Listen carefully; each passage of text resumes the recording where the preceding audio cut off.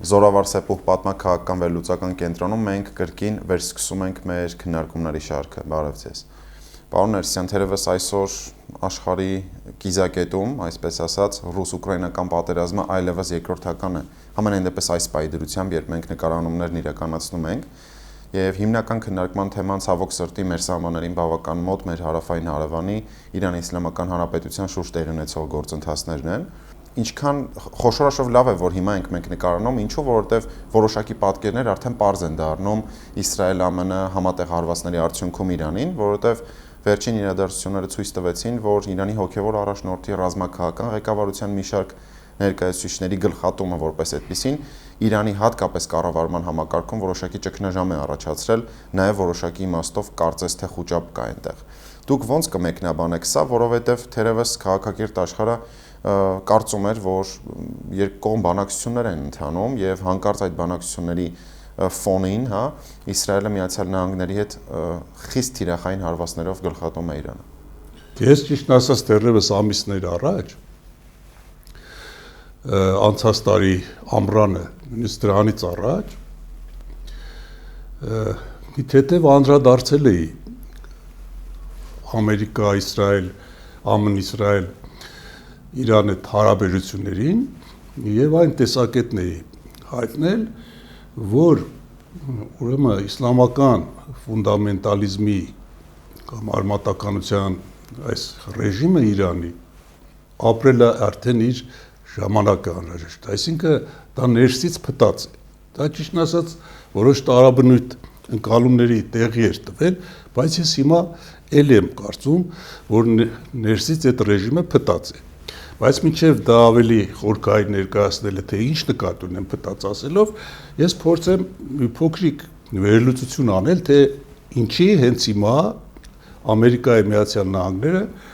փորձեց շարքից անել Իրանին, այսինքն այդ ռեժիմը։ Հիմա մի բան ակնհայտ է, որ այս տարածաշրջանից մերձավոր ու միջին արևելքից ռուսական տեղատվությունը,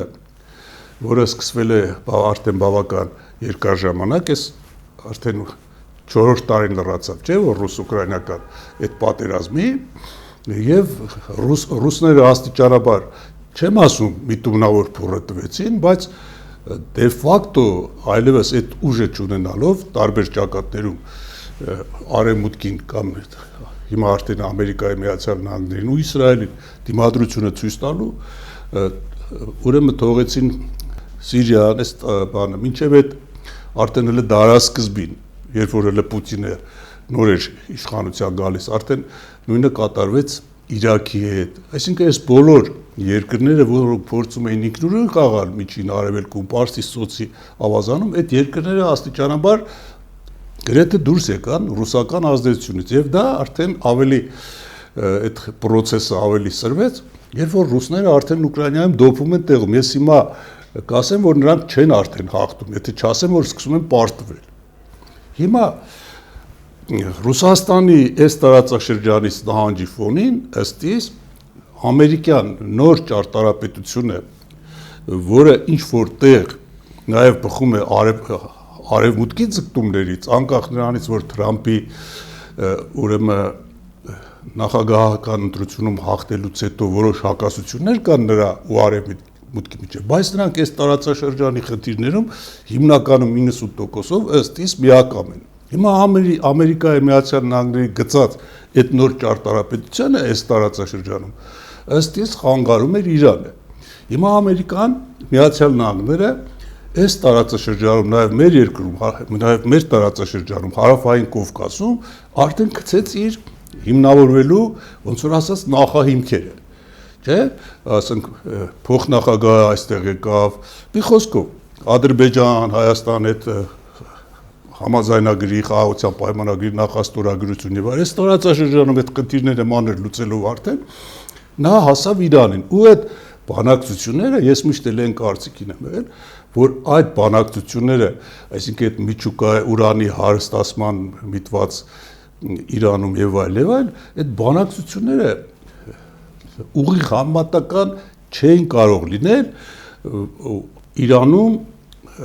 Իրանի ռեժիմի, Ամերիկայի Միացյալ Նահանգների եւ նաեւ Իսրայելի, որը Իրանի հետ ինչ շնամի էր, չէ, ուրեմն այդ բանակցությունները չէին կարող ուղիղ համապատասխան լինել Իրանում արկա ռեժիմի հանդեպ հանդուրժողականությանը։ Այսինքն ուզում եմ ասել, որ վաղ թե ուշ ես մտածում եի այդպես, որ մեկ է բանը հասնելու է այս ռեժիմի փոփոխությանը, որովհետև Իրանը ավարտեմ ու դուք կարծեք, որովհետև Իրանը ի վերջո այն միակ պետությունն էր, որը նրա ծրագրերի հետ այս միջին արևելքում ուրեմն չէր գնում հնդածս նրա քաղաքական, տնտեսական ձգտումների։ Դուք հիմնական քաղաքական մասով խոսեցիք, բայց մի փոքր նաև կխնդրեմ տնտեսական համատեքստում քննարկենք, պարոն Ներսիսյան։ Ինչու որտեղ մի շարք հեղինակավոր պարբերականներ նաև խոսում են այն մասին, որ հատկապես Միացյալ Նահանգներին եւ Մեծ Բրիտանիային ժամանակակից Իրանը հետաքրքրում է ոչ միայն ռազմաքաղաքական համատեքստում, այլ նաև հատկապես տնտեսական։ Եվ ինչով է սա պայմանավորված, սա հիմնականում մեջբերում են մինչև իսլամական հեղափոխությունը 1979 թվականը, երբ որ Մեծ Բրիտանական եւ Միացյալ Նահանգների, ամերիկյան ընկերությունները բավական ամուր կերպով տանորինում էին հատկապես Իրանի բնական պաշարները, որովհետև ըստ որոշ տվյալների Իրանը համաշխարհային մակարդակում գազի պաշարներով մտնում է top 3-ի, իսկ նավթի պաշարներով top 5-ի մեջ։ Եվ հատկապես սա ինչով է կարևոր ըստ ենթադրությունների, որ սա միջոց է հետագայում տնտեսապես ճնշելու նաև Չինաստանին։ Այս մասով ինչ կարող եք ասել։ Տեսեք, ես տնտեսագետ չեմ, ես անում եմ քաղաքական վերլուծություններ, մենք միասին անում ենք նաև պատմական զարգացումների, տարբեր նման առիթ, նման բնույթի զարգացումների ուսումնասիրության հետնախորքի վրա։ Ամեն մի քաղաքական ի վերջո ցկտում, ամեն մի քաղաքական իրավիճակ խորքային առումով ուրեմն պայմանավորված է տնտեսական շահերով, նյութական շահերով։ Բնականաբար Պարսից ծոցում իր ազդեցությունը ուժեղացնելով Իրանը, նաև Իսրայելը, թվում նաև Միացյալ Նահանգները, որը բնականաբար Իրանի հետ նույն քաղաքականությունն է վարում, պայմանավորված է հենց նաև ձեր հետ ասած գործոններով, նավթի, մյուսի, ինչպես որ ասենք Վենեսուելան, չէ՞, տեսեք, նրանք այն մարտաֆիլմեր հիշեցնող մի գործողություն իրականացրեցին, Մադուրոին բռնեցին, բերեցին, եւ հիմա նրանք ռեժիմի փոփոխության հարց չեն դնում։ Փոխնախագահը, չէ, Վենեսուելայի արդեն եւ այդ Ուգո Չավեսի այն գցած գաղափարական այդ բանը սոցիալիզմի այդ նավթային արդյունաբերության պետականացման այդ բոլոր ծրագրերը նա ճշնամի էր, չէ, արևմուտքին։ Նրանք զրոյացրեցին եւ նորից հանդես եկան իրենց տնտեսական շահերով, այսինքն այդ նավթ արդյունաբերությունը վերցրեցին իրենց վերահսկողության տակ։ Ըստ իս նույնը բնականաբար կապ ունի Իրանի հետ եւ այստեղ նաեւ դրանով նա խփում է նաեւ Չինաստանին։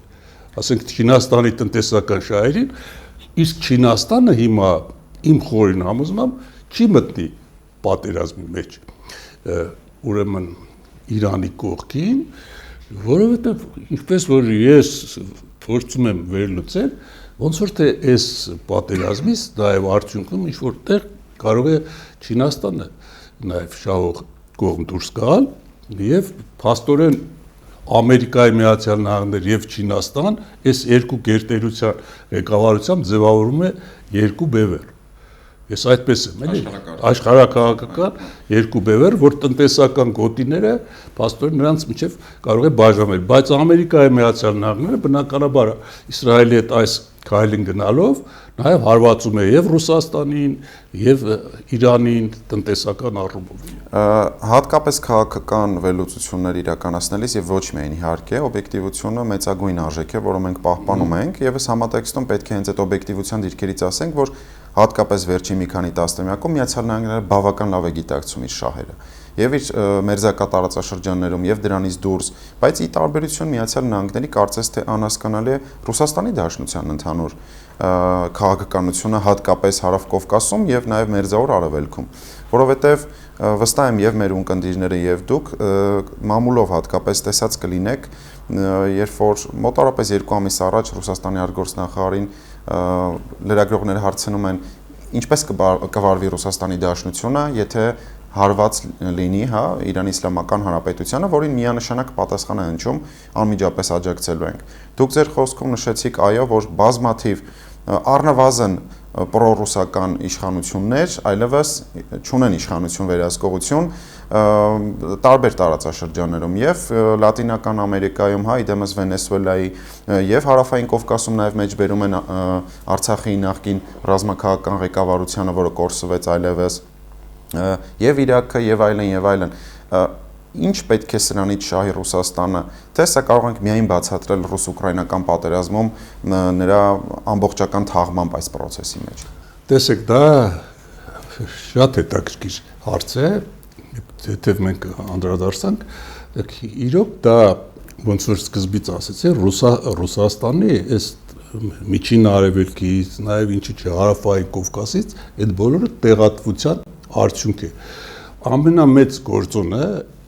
ուրեմն որ Ռուսաստանը հիմա փաստորեն չի կառնում, հայտարարություններից այն կողմ չի ասում, ինչ որ երևի զենքեր է մատակարարել ժամանակին, ինչպես որ Չինաստանը, Պարսկաստանը գնել է նրանցից զենքեր, բայց Ռուսաստանը հիմա չի կարող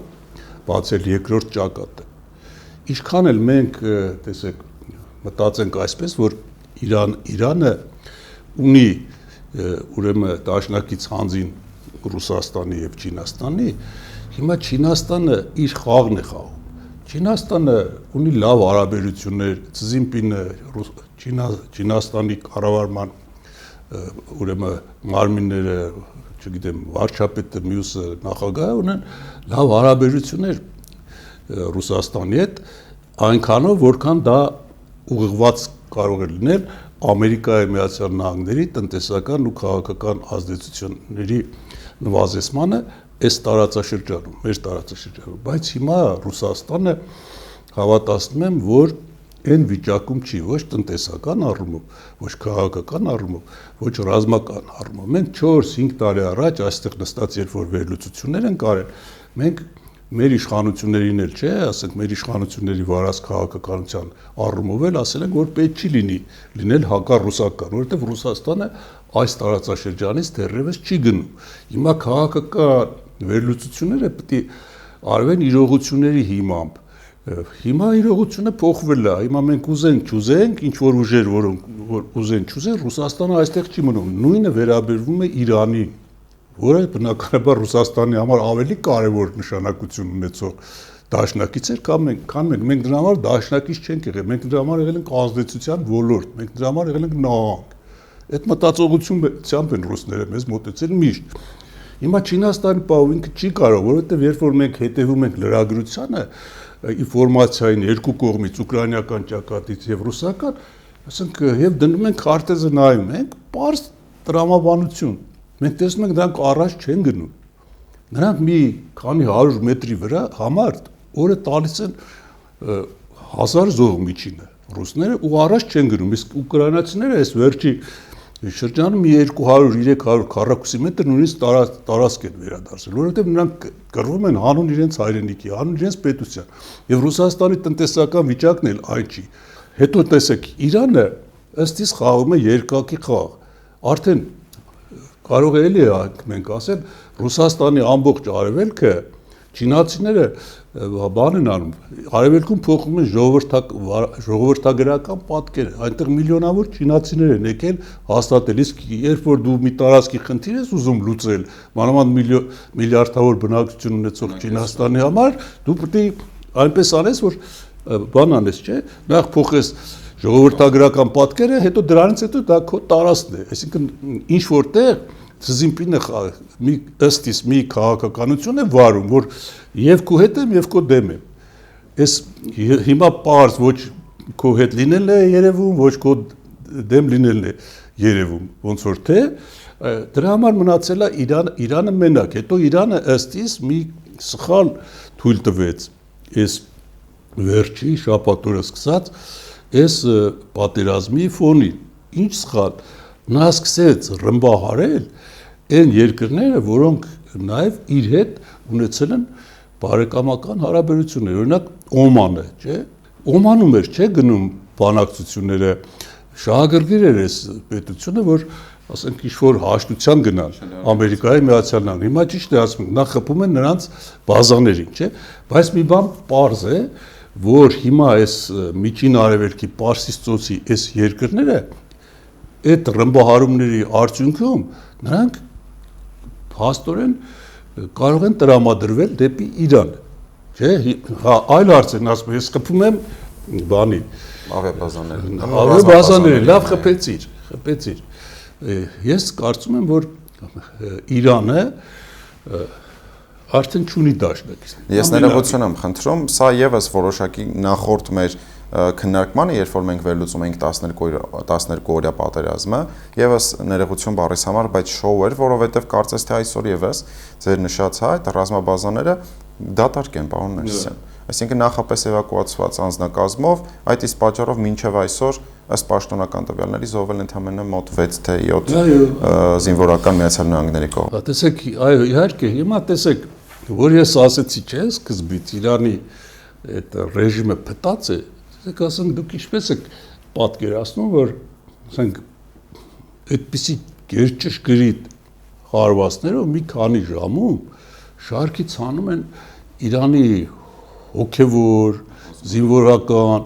ղեկավարությանը 40-45 հոգի անընդհատ բերում են նորին եւ դրանց խփում են, որովհետեւ դա ես դեռևս անցած տարվա այդ 12-օրյա պատերազմի ժամանակ եմ ասել, որ փտած, որովհետեւ Մոսադը Իսրայելի հետախուզությունը, էլ չեմ ասում ամերիկյան հետախուզությունը, այնպես են մտել, որ ուրեմն նույնիսկ տեսեք նրանց թերևս նրանց ռազմական վերնախավից արդեն հավաքագրել է։ Ասեք ոնց էր, ասենք հիշենք մի հատ Փեզեշքյանի երթման օրը խփեցին Համասի գլխավոր քարտուղարին իր ննջարանում սպանեցին։ Այսինքն տեսեք ինչ է նշանակում ներսից փտած։ Այդ ռեժիմը, այդ կրոնապետական ռեժիմը, որի տեսեք, որ նայում եք բոլորը տարեսմարտիկ են դրանց ղեկավարները, նրանք նաև ուռճացած, նաև նրանք տնտեսական կլաններ են, նրանք ունեն փող, որտեղ նրանք գնում են փողի հետևից, մի փոքր այդ հայրենասիրության ֆոնը փոխվում է։ Դրա համար հիմա ով ինչ որ ուզում է վերլուծել, ինչ ուզում է ասել, միգուցե դուք հիմա հարց եք տալիս, ես այն կարծիքին եմ էլի եւ այդ կարծիքի վրա հիմա կանգնած եմ հաստատում, հիմա կարող է եւ այդպես չլինի, ես կասեմ ես սխալվել էի, բայց հիմա երբ որ սառը վերլուծության ենք ենթարկում, տեղի ունեցածը, որ մենք տեսնում ենք Իրանի ուժերը սպառվում են։ Եթե նրանք խփում են մի, ասենք օրինակ հիմա 50 հատ, թե 100 հատ, նա կարող է խփել 10 հատ կամ 5 հատ։ Ընդ որում հաճախ խփում են ունենց տրամաբանություն չես տեսնում։ Ինչ վտանգներ կարող են սպառնալ Հայաստանի Հանրապետությանը, որովհետև կա նաև որոշակի վերլուծություն, որ Իրանում մոլլաների իշխանության փոփոխությունը եւ իդ վերադարձը դեպի իսրայելական, ամերիկյան լոյալությանը, այսպես ասենք, Հայաստանի նշանակությունն ու դերակատարությունն է տարածաշրջանում նվազեցնելու, հաշվի առնելով բնական պատճառները, որն է ձեր տեսակետը։ Գիտեք ինչ, դա ամենակարևորն է թերևս, որովհետև մենք ի վերջո չկան էլ վերլուծում ենք, մենք նախ իրանագետներ չենք, ուղղակի մենք փորձում ենք իրավիճակները նայել համաշխարհային զարգացումների համատեքստում։ Գիտեք, հիմա հաճախ է հնչում եւ այդ հրթիռակոծումը Իրանի, որ սկսվեց, թե Հայաստանում այսպես, Հայաստանում չեն նախապատրաստվում, այնտեղ պատերազմ է, քուքտակ, իսկ դու գնում ես, չգիտեմ, ժողովրդի հետ հանդիպումներ, նկատի ունենալով իշխանություններին, գնում ես, չգիտեմ, էլ չեմ ուզում շատ իրենց նման մանրանամ, որի դարձրել իրենց համար բանավեճի առարկա։ Նախ ասեմ ձեզ, որ ասում են Իրանը մեզ բարեկամ պետություն է։ Մի հատ այս հարցը էլի կամ եղբայր պետություն, մի հատ եկեք միասին մի հատ այդ հարցը բացենք, էլի, ի՞նչ է նշանակում բարեկամ կամ եղբայր պետություն։ Մենք Իրանի հետ եղբայր պետություն չենք եղել ու չենք։ Իրանի հետ ունեցել ենք լավ հարաբերություններ, քաղաքական, տնտեսական հարաբերություն, բայց այդ նույն Իրանը բառիս բուն իմաստով մեզ ծախել է Արցախյան պատերազմի ժամանակ։ Բացի դա նաև աջակցությունը, պարոն Ներսյան։ Նաև աջակցել է եւ ասենք այդ պատերազմի ժամանակ Իրանը հայտարարություններից են կողմ չանցավ, չէ, Արցախյան այդ պատերազմի ժամանակ հայտարարություններից են կողմ չանցավ եւ ավելին վերջում շնորհավորեց Ադրբեջանին մահմեդական հողը, այսպես ասած, այաթոլլայի խոսքերն են վերադարձնելու համար։ Հիմա մենք ասում ենք բարեկամ, Իրանը ունի տնտեսական շահեր, տեսեք, նա այն աստիճանի ուրեմն ոչ ճիշտ քաղաքականություն վարեց ըստ իս, որ հանդուրժեց, որ իր սահմանը Համենայն դեպս Արցախի հանրապետության հետ, չէ, էլի հայկական հանրապետություններ, Հայաստանի հանրապետությունը 140 քանի կիլոմետրից դառնա 30 կիլոմետր, էլի։ Հիմա նա չի խառնում, նա ասում է տարածքային ամբողջականություն։ Այսինքն նա մեր եղբայր պետությունը ինչպես կարող է լինել, երբ որ նա փաստորեն մեր դեմ է, չէ, եթե սառը վերլուծենք։ Մյուսը բարեկամ, լավ, Իրանից մենք չենք ունեցել այդպես ինչ-որ ռիսկեր ռազմական հարձակման, բայց ես ձեզ հավատացնում եմ, որ եթե ասենք ինչ-որ տեղ այստեղ ուրեմն իրավիճակը սրվեր, կարող է Իրանը մտներ եւ գրավեր Սյունիքը։ Նրանք այս տարածքը մինչեւ, չէ, որ ռուսների կողմից գրավում է, սա եղել է իրանական տարածք, չէ։ Դա երկրորդ, երրորդ, հիմա երբ որ մենք ասում ենք ռիսկերի մասին, չէ, ասենք հատկապես շրջանառվում է այն տեսակետը, որ այս իրավիճակից օգտվելով Իրանի կարող է Ադրբեջանը հարձակվել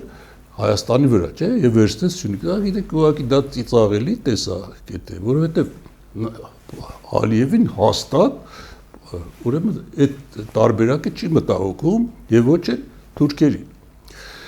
Մինչև այս պատերազմը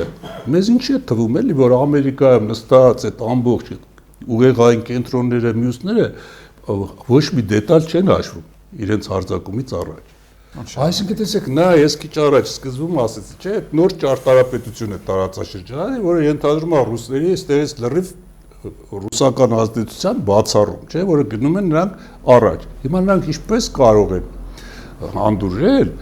որ Իրանը հարձակվի Հայաստանի վրա։ Դա ոչ էլ Իսրայելի շահերից է բխում, ինչքան էլ տարօրինակ ընչի, ոչ էլ թուրքերի շահերից։ Հիմա ուրիշ մի բան ձեզ ասեմ, տայեք,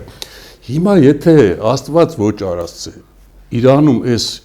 process-ները երկարատև բնույթ կրեն, դեպի ես հակառակ կարծիքին եմ, ուրեմն վերջում մի երկու նախադասությամբ իմ եզրակացությունը կասեմ, թե ինչ կարող է ըստ իս Իրանում ինչով կարող է այս բոլորը ավարտվել։ Հիմա տեսեք, եթե Իրանում լինի քաոս, չէ, ասենք գնա, ասենք ներքաղաքական ինչ-որ ճգնաժամ եւ այլն, այստեղ Ադրբեջանը ինչով է տուժում։ Նրանով, որ կարող է խաթարվի Իրանով իր կապը Նախիջևանի հետ։ Եվ նա դրա համար արագ փնտրում էր այլ ճանապարհներ, չէ՞։ Ընդհակառակը սա կարող է արագացնել Հայաստանի եւ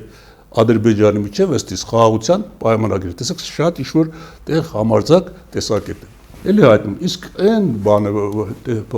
այն տեսակետը քաղաքական ընդդիմադիրների, թե այնտեղ պատերազմ է, դուք ինչ եք անում, բայց մենք ինչ պետք է անենք, էլի։ Ասենք ինչ անենք, պատերազմ հայտարարենք Ամերիկային, իրեք հրթիռի բան ենք, պատերազմ հայտարարենք, ինչ անենք, մենք պետք է մնանք չեզոք, մեր չեզոքությունը պետք է պահենք, հետևենք իրադարձություններին, եւ գիտեք ինչն է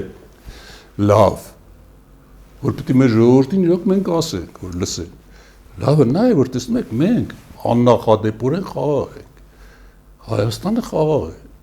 Հայաստանի դերը այս պատերազմում նաեւ ինչ որտեղ ավելի բարձրացավ խաղաղ Հայաստանի դերը, չէ, որովհետեւ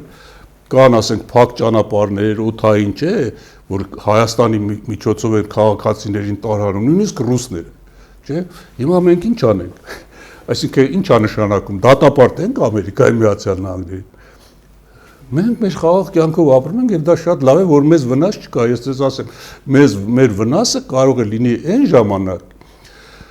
ինչ որտեղ էլի, որ ասենք Իրանում սկսվեն ինչ-որ քաղաքացիական կռիվներ, չգիտեմ ինչ, բայց տեսեք,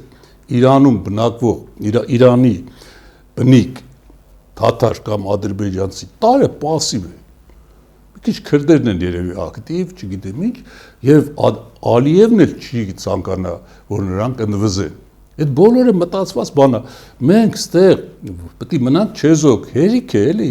ինչ որ մեր պետք է մեր պատմության անցյալից դասեր քաղենք, էլի, որ տեսեք մենք ինչ ենք արել, մենք տարածքներ ենք գործրել, խախտելով մեր չեզոքությունը, ինչպես ասում են, կուլ տալով ռուսական խայծը, չգիտեմ, արևմուտքի խայծը, որ եղել է ռուս-թուրքական պատերազմ, մենք ռուսներին ենք միացել, քո ինչ գործ է, դու տեղ փոքր ես, չես կարող լինել դերակատար, դու պետք է լոյալ մնաս, սպասես դեպքերը ինչպես կզարգանան։ Իսկ եթե ձեզ հետաքրքրում է, ես կարող եմ նաև իմ տեսակետը արտահայտել Իրանի դեպքերի մասին։ Նայեք, իմ կարծիքով, եւ ես այդ կարծիքը ձևավորել եմ անընդհատ հետևելով այս զարգացումներին, պատերազմական եւ նաեւ դրանից առաջ, եւ սա ինձ համար սպասելի էր, ուրեմն իմ կարծիքով Իրանի կրոնապետական համակարգը ապրում է իր վերջին օրերը։ Սա էլ կարող է համարձակարծիք լինել, բայց դա այդպես է։ Կարող է ոմանք մտածեն, ես Ամերիկայի Միացյալ Նահանգների, հա, հիմա տեսեք, նախ դրանք գլխատված են։ Ասենք հիմա ինչքան կարող են, նրանք խփում են, որովհետև ինչպես ասում, ներսից փտած է, ինչ է նշանակում, ներսից փտած, որ եկել մտել են ծառայությունը, նրանք գիտեն, սա գնաց ում են դնելու, տեսնում եք, երեկվանից մեր մամուլը հատկապես լուրեր է շրջանառում, թե Խամենեի որդուն ընտրում են հոգևոր առաջնորդ, բայց հələ ոչ մի հոգևոր առաջնորդ չկա։ Նրանք նույնիսկ չեն կարողանում կազմակերպել իրենց այաթոլայի թաղումը, որը 3 օրվա process է, որովհետև անընդհատ խփում են, նրանք գիտեն ուր են խփում։ Այդ բանը փորձագետների այդ խորհուրդը որ կա, չէ, որոնք ընտրում են այաթոլա, այդ խորհուրդը չի կարողանում իր նիստերը գումարի, որ ընտրի նոր կրոնապետ։ Այսինքն բոլոր դրանց շեշտակի հարվածներով ոչնչացնում են։ Հիմա ճիշտ է, ոմանք հոգևորված են, ասում են, ցեք Իրանը խփեց, չգիտեմ, Դուբային, Իրանը խփեց Օմանին, Իրանը, չգիտեմ, Սաուդյան Արաբիային խփեց,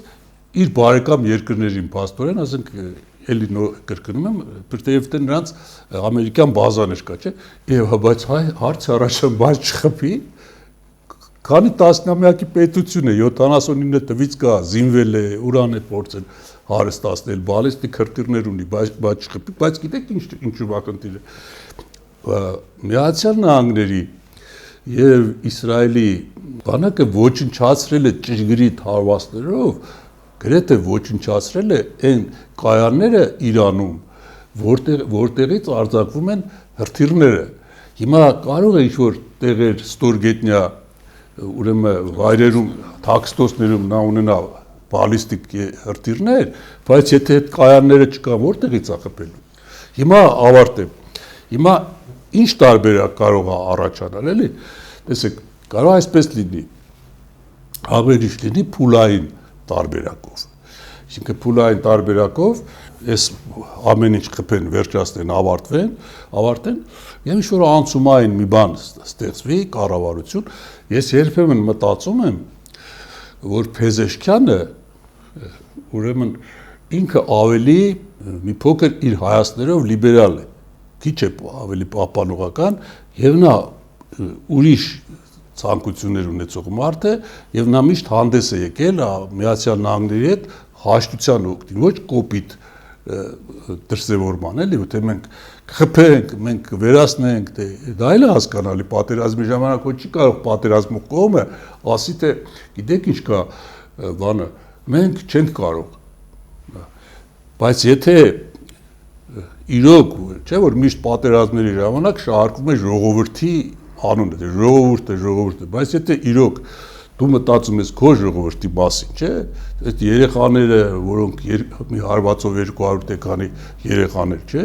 սովետին, եթե դու մտածում ես, որ բրկես իրավիճակը, դու պետք է ճիշտ ասես քո ժողովրդին, ու կանգնեցնես։ Հակառակ դեպքում դու չունես շահելու ոչ մի բան։ Հիմա այս Փեզեշքյանը ինքը դրա կողմնակիցն է եւ հնարավոր է որ նա ինքը հանդիսանա, ասենք այդ անցումային այդ կառավարության այդ ղեկավարը, որ բանակցեն ինչ որտեղ փոխեն աստիճանաբար ռեժիմը, բայց հիմա ես ասեմ ձեզ, ես գիտեք ինչ, շատ քիչ հավանական եմ համարում արդեն, որ կարող է Իրանի վարչակարգը իսլամական ֆունդամենտալիզմի հիմա ստեղծված այս ռեժիմը երկար գոյատևել այս պատերազմից հետո։ Ես ամենևին այդ տեսակետը չեմ կիսում։ Շնորհակալություն հարցազրույցի համար։ Թերևս այսքանը, կհանդիպենք, հաջողություն։